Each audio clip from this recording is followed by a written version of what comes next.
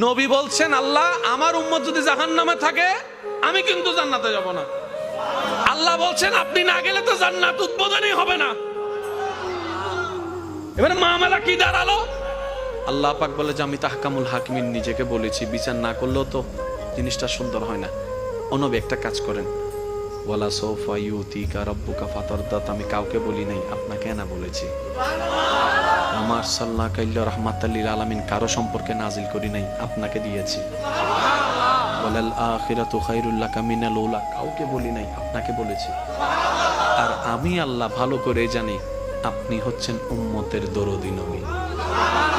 আপনি নিজের জন্য কাঁদেন নাই, সন্তানের জন্য কাঁদেন নাই, পরিবারের জন্য কাঁদেন নাই, নাতির জন্য কাঁদেন নাই, যত কেঁদেছেন জীবনে সবকিছু উম্মতের জন্য।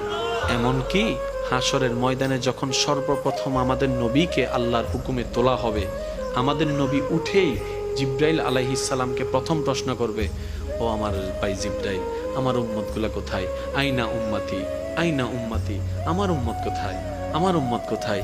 আমার উম্মত কোথায়? আমি উঠার আগেই নাকি আমার উম্মতকে জাহান্নামে দিয়ে দিয়েছো নাকি? কোনো আমার উম্মত কোনো জাহান্নামে চলে গেছে নাকি?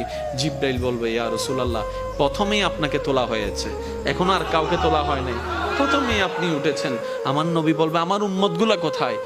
জিবরাইল বলবে, ইয়া রাসূলুল্লাহ, এখনো তারা উঠে নাই, উঠবে একটু পরে। নবী দৌড়াই চলে যাবে আল্লাহর রহমতের দরবারের দিকে। সিজদায় যে পড়বে একটাই কথা থাকবে, রব্বি হাবলি উম্মতি। যারা সিগারেট খায় আমি তাদেরকে দোষারোপ করি না, কারণ বেশিরভাগ মানুষ যারা সিগারেট ধরেছে নিজের ইচ্ছাই তেমন ধরে নাই, বেশিরভাগ বন্ধুর পাল্লায়, পরিচিত মানুষের পাল্লায় পরে সিগারেট ধরছে। ওই যে এক সময় একজনে বলছিল এক টান দেশ না, কথা বলে না। এক সময় একজনে বলছিল এক টান দেশ না, সে বলে যে না আমি ধোঁয়া ধোঁয়া সহ্য করতে পারে না, আমার কাশি আসে। তখন তার মাথার মধ্যে শয়তানে ঢুকাই দিছে কি, কয় কেমন পুরুষ হইলা, কথা বলে আরে জোরে জোরে জোরে, তুমি কেমন পুরুষ হইলা, সিগারেট খাইতে পারো না? তার মাথায় ঢুকাই দিছে সিগারেট খাইতে, পুরুষ হতে গেলে সিগারেট খাইতে হবে। এবার সে যে এক টান দিছিল ওই বছর আগে, এখন 10 প্যাকেট। ভুল বললাম? বেশিরভাগ নেশা, বেশিরভাগ খারাপ অভ্যাস আমাদের ভিতর ঢুকেছে পরিচিত মানুষের মাধ্যমে, যাদেরকে বন্ধু বলেছে ওই বন্ধুর মাধ্যমে।